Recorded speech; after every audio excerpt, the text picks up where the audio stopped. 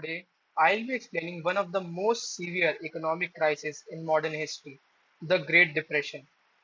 It began with the Wall Street crash of 1929 in the United States. What started as a financial collapse quickly spread worldwide because economies were deeply interconnected through trade and finance. The scale of the crisis was enormous. The Dow Jones Industrial Average fell by nearly 89% between 1929 and 1932. Over 9,000 banks failed in the US, wiping out savings and destroying public confidence. Businesses shut down due to failing demand and lack of credit. Industrial production dropped by nearly 47%. By 1933, unemployment reached around 25% in the US, leaving millions struggling for basic survival. But how all this happened? Now we'll be looking at that cause.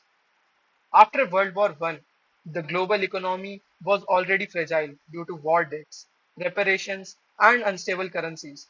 At the same time, overproduction in the agriculture and industry led to excess supply while demand remained low. As a result, price fell sharply by nearly 30% globally, hitting farmers and producers the hardest. Another key factor was collapse of global trade.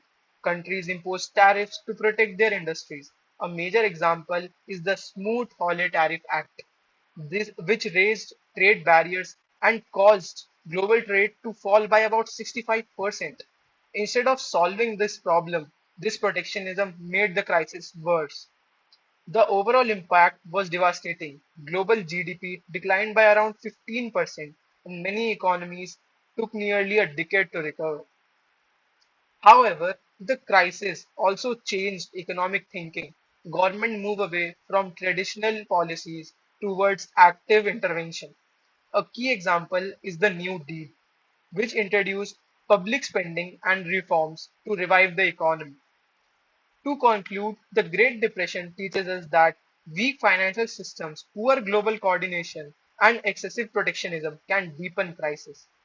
It also highlights the importance of strong financial institutions such as IFA. Thank you.